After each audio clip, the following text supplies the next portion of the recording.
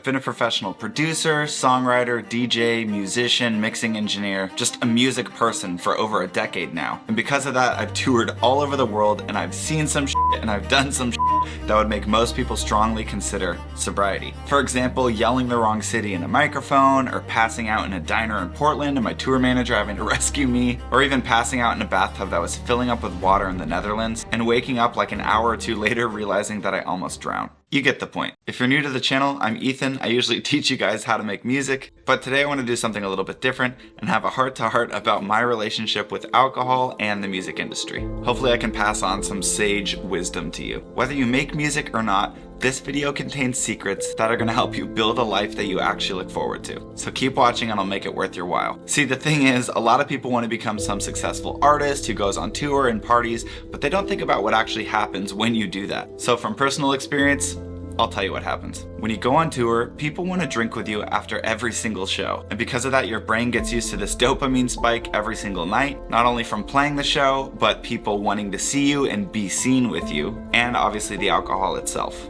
It's like a super dopamine sandwich. And then when you're back from tour and you're not playing shows anymore and you're just chilling at home, your brain is like, hey, where's all that dopamine we were getting before? Remember the dopamine sandwich we were getting every night? And this is what I call the rock star effect. Your brain gets used to the rock star lifestyle and it wants to keep it going every single night, even when you're not on the road anymore. So when I got back from tour, my brain kept craving that thrill, so I went out like almost every single night, drinking a bunch and just partying hard, trying to get that same excitement from tour, but back at home. The lack of touring left a void that I was trying to fill. The pendulum was swinging way too far towards party animal, and I struggled for years trying to find a way around cheap thrills and actually have some sustainable fulfillment, and especially a way where I could enjoy alcohol sometimes. But after years of being on the roller coaster of cheap thrills, I had to do something drastic and just get off of it completely. So I hit the reset button. I had to rebuild my whole life without alcohol so that I could enjoy it as like a supplement or a garnish on top, and I didn't actually depend on it for anything. So I had this great awakening a year ago in December, and I was listening to a podcast between Theo Von and Jordan Peterson, and as it turns out, both of them are sober, like for life. Neither of them drink at all, ever. So I thought to myself, hey, I should try that too. But then I thought, whoa, I still want to have like a bachelor party, I want to drink at my wedding, I don't want to say no to beer for the rest of my life. So I figured I'll take it slow, I'll try a year of sobriety out and see how that goes. And by the grace of God, I made it. I did the entire year of 2022 without a drop of alcohol. I also cut out nicotine, which I was addicted to for like 10 years, and THC, which I don't really like anyway, so that was pretty easy. And as you might guess, it changed my life pretty dramatically, and so I've boiled down this last year into 3 really helpful lessons that will apply to you whether you're somebody who's trying to do music or just a regular old Joe or Susan considering sobriety. So stick with me and let's get into the first lesson. The first lesson came like 3 to 4 months after I started my year of sobriety, and let me tell you, for those first couple months, I felt like I was white knuckling every single social event because I didn't have the crutch of a few drinks to lean on and to make socializing easier. And when I say a couple drinks, I mean like 5 or 6, because let's be honest, once I had one, it was easy to have 5. So one night at a party, somebody asked me, they were like, hey, how's sobriety going? And I thought about it for a second, and then it struck me. I was like, you know what?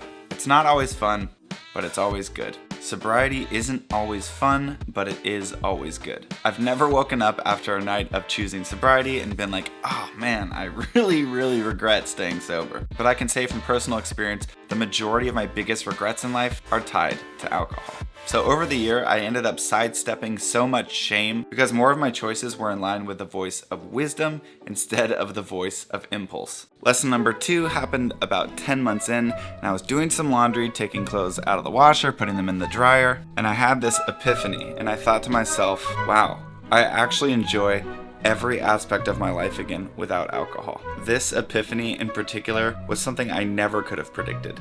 I figured that I would see most of the mental and physical benefits within the first couple months, and then all the unforeseen benefits would be done surfacing by like 6 months in. What if I had stopped at just 1 month of sobriety, or 3 months, or 6 months and missed out on basically the biggest part of the whole ordeal? So lesson number 2 is you get the most out of something when you commit to it. This rings true for relationships, diet, exercise, career paths, you name it. Sticking to things past the point of convenience yields incredible results, and oftentimes it's the only way to get what... Shut up, Siri. And oftentimes, it's the only way to get what you actually want. This generation is terrified of being uncomfortable. I know personally that before this last year, my tolerance for discomfort was at an all-time low. And because of that, so is my fulfillment in life. Hang on, I gotta set you down, my arm hurts. See, the thing is, you need tension to grow. But because I was so opposed to any discomfort and any tension in my life, I wasn't growing at all. If you want growth in your life, commit to things, even when it's inconvenient. In fact, I would venture to say, especially when it's inconvenient, because that's usually when you're going to grow the most. By the way, if any of this is resonating at all, I would love for you to consider subscribing. You got nothing to lose by doing it, and it genuinely affects my life a lot. Okay, the third and final lesson I actually learned a few weeks into January after I could drink again. I was talking with a group of guys that I meet with on a weekly basis, and they were asking me, like, how's it going? What's it like being able to drink again? And I was able to tell them honestly, like, I don't like it that much anymore. In fact, because I rebuilt my whole life without alcohol, my new standard for living was sobriety, or as I like to call it, my new normal. And my life is genuinely so much better. So lesson number 3 is, if you want a new normal, it requires sacrifice. Let me tell you though, it's totally worth it. Not only did I do a year of sobriety, but I started working out more, I started sleeping regularly, I even went to therapy, and because I stuck to these things past the point of convenience, I was able to establish a new normal in my life. I remember towards the end of the year, people would ask me, like, how's it going? And I could tell them, totally honestly, I'm the healthiest I've ever been, just fully across the board. And that was incredible because it allowed me to be present and actually tune into my life and experience all the good things that were happening. Initially, as I re-entered January and started drinking again, I got kind of worried. I was like, oh my gosh, did I actually not make any progress, or am I right back to where I started before this year? But as time went on, I realized that I'd reached a new level of existence. That makes me sound like some guy who's trying to sell you mushrooms or something. But really, I had reached a new level. The reality is, over the course of the year, my brain got used to healthy habits for dopamine instead of things like drinking and smoking. I was getting all of the positive emotion without any of the drawbacks like hangovers or anxiety or just general self-hatred and disapproval. My new normal was healthy. And instead of having to fight to kind of stay in that healthy zone, it was actually something I preferred and even looked forward to. So I got past the rock star effect, and all it took was a year of sobriety.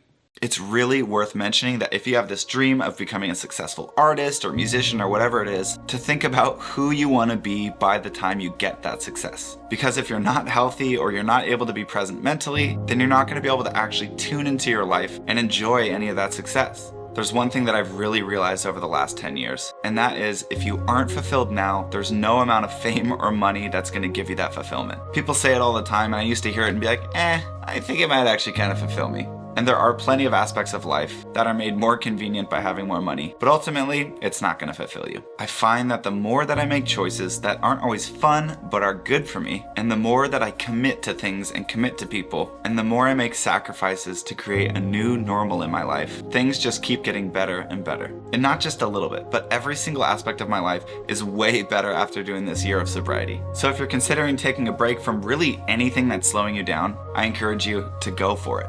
Figure out what that looks like for you, make the commitment, and enjoy the new normal. You can even start by commenting something you want to commit to, whether that's cutting out sugar or writing a song every day or going for a walk, because studies have shown that you're 42% more likely to achieve your goals if you write them down. Now, if you want to go down that road of being a successful producer or songwriter or artist, I have a ton of helpful tutorials on my channel like these ones, or if you want something more comprehensive and you want me to be able to mentor you, I do have a paid course and I'll put part of it for free in the description so you can check it out and see if it's something that you're into.